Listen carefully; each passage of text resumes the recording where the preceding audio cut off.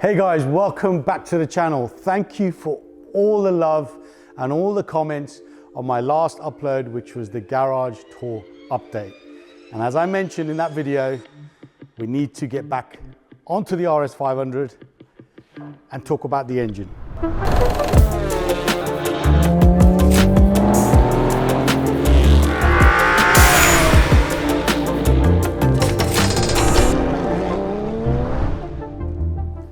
So RS500 engine, as you can see, my car does not currently have an engine, well, a working engine, it's in bits.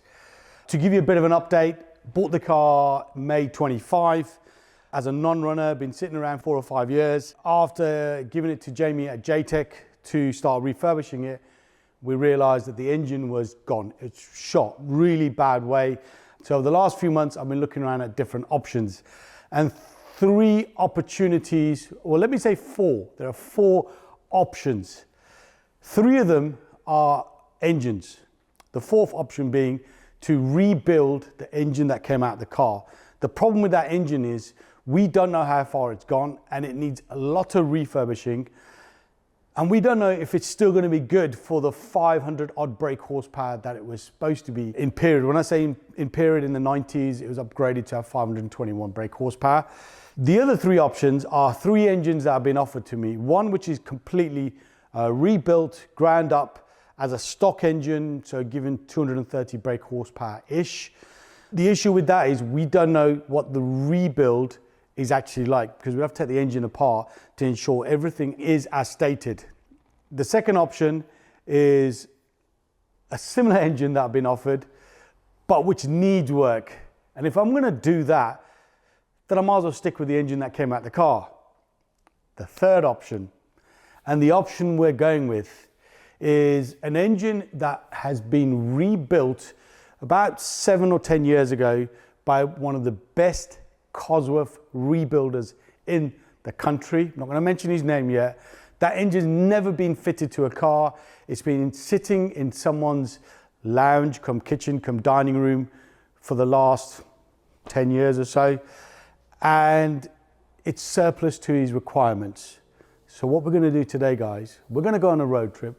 We're going to head on over to Reading, going to show you the engine, talk about the history of the engine, have a chat with the owner of that engine and the story behind it. Going to do a deal and then get it dropped over to Jamie's so he can do his magic and then get that new engine into the RS500. Let's go.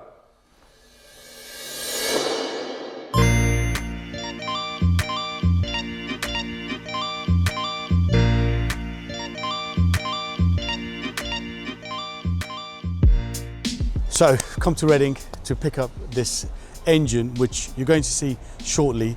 Engine has got some amazing history. So it's not just some random engine I'm buying, and you'll understand why when we have a chat with the owner, Jake Green, who works here at Century MOTs, and he's going to show us the engine. Jake? How you doing, mate?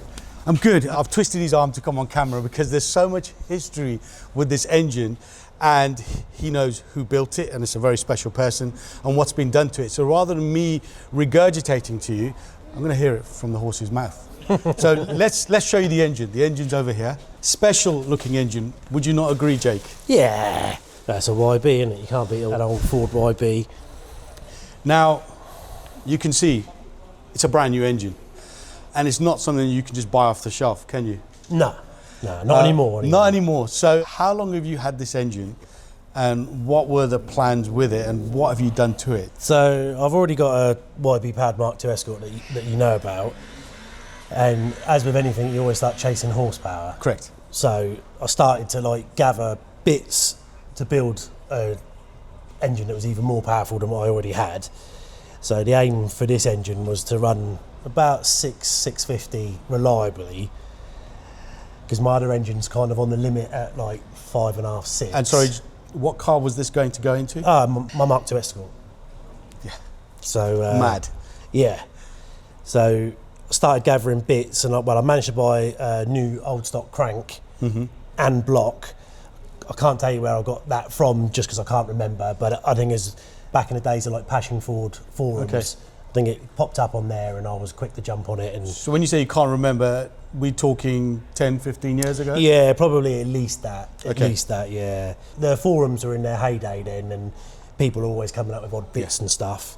So I'd bought the block and the crank, my engine tuner, Mark Shead, MA Developments, best Cosy tuner out there, Most definitely. and builder.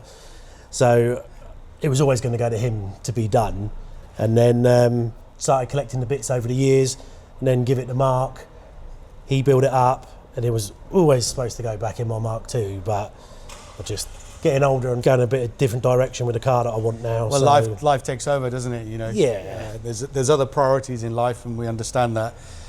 But you've been using this as an ornament, haven't you? Yeah, it's been in my shout out to my missus.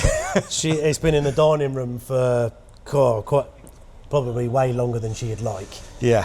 It's too expensive to put in the garage, and plus it's filled up with Mark II Escort bits. So like, yeah. So just as a quick overview, can you remember some of the parts that have gone into building it as we see it there? Yeah, so it's got most of the stuff that I could get was either new or like old stock. So it's got a high pressure Cosworth oil pump from Cosworth Direct, CP Carrillo rods and pistons.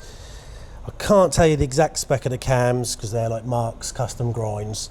Right. The head was ported and polished, multi-layer head gasket, and then the head bolts in it, they were machined to take the block. The block was linered.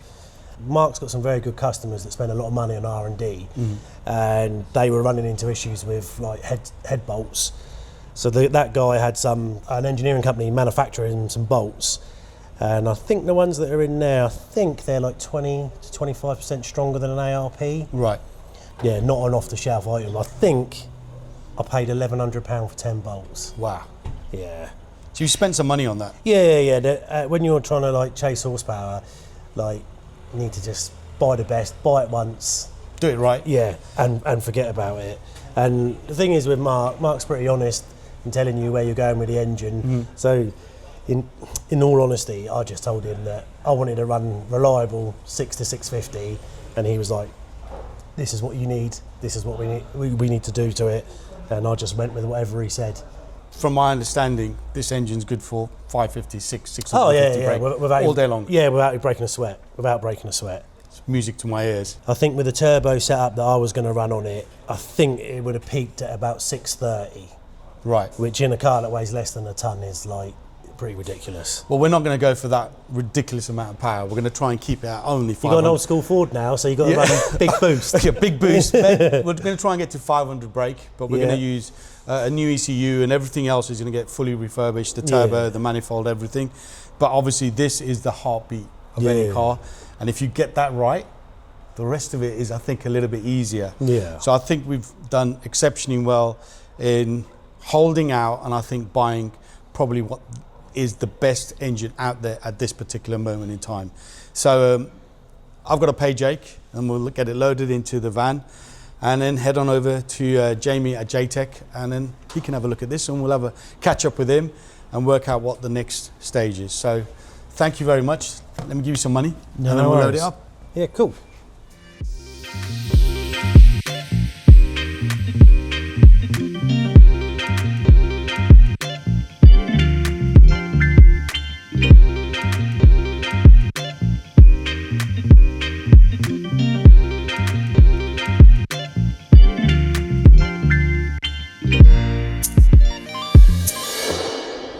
So we're here, we're at Jamie's, J-Tech Automotive, actually only 20 minutes or so down the road from when we picked the engine up. I've done my back in, so I'm going to keep my hands firmly in my pockets and let Jamie pull the engine out. He's doing his due diligence at the moment. Are you happy? It's a Cosy engine. Yeah. Yeah, no, it looks really good. We'll get the engine inside, and then Jamie can have a good old inspection, and we'll talk about the next step.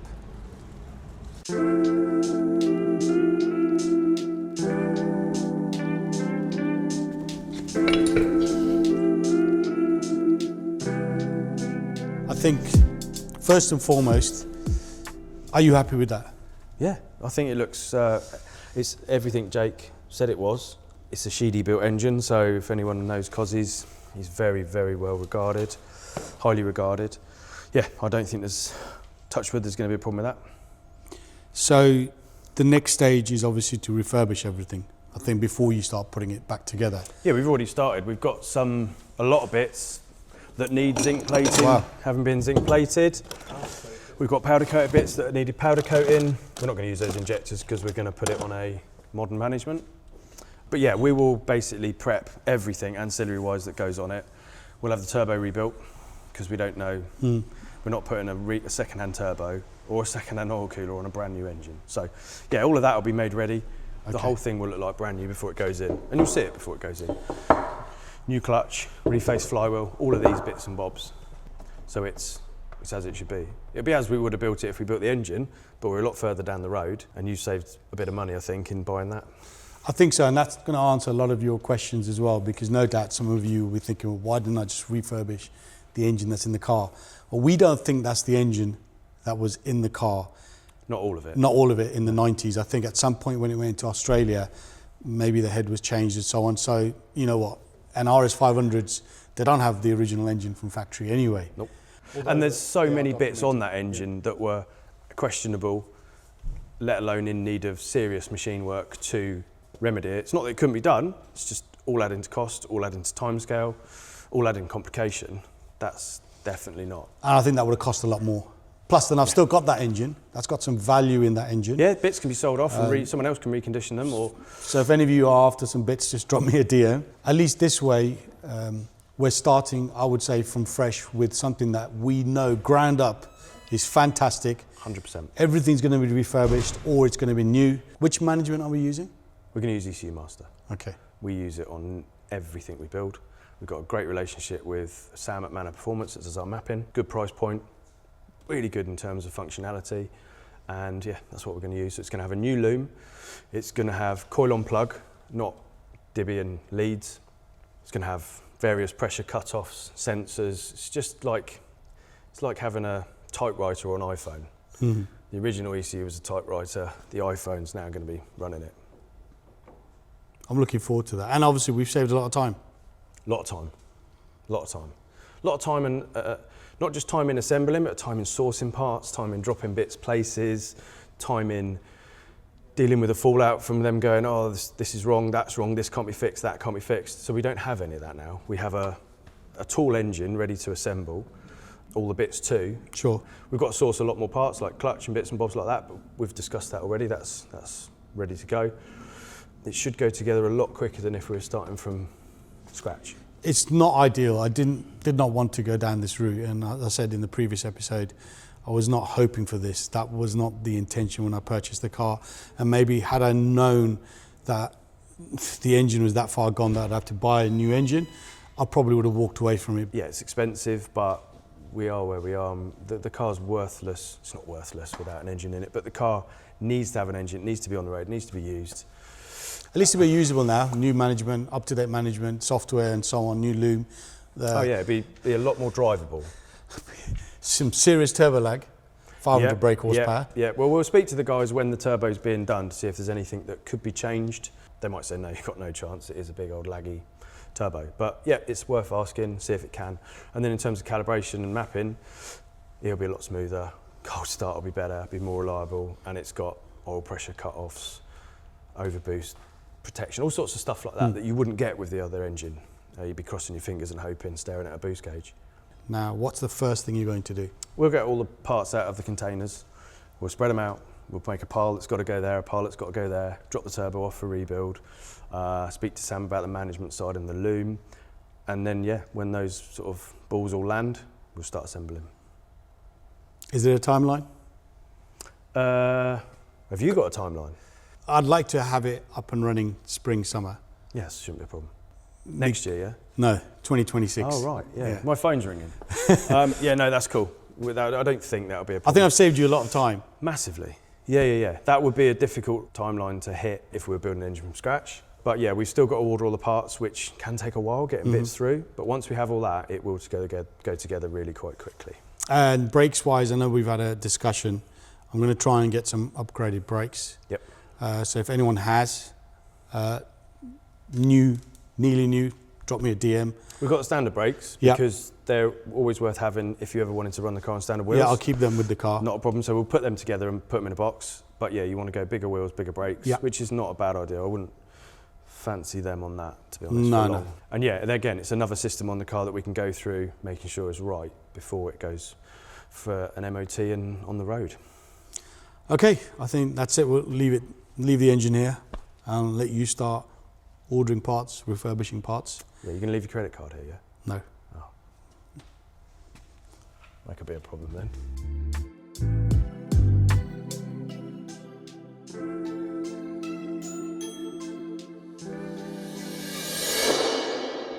So the engine's obviously in the safe hands of Jamie and the team. They'll crack on and we'll be back in a few weeks. But a couple of questions I have for viewers.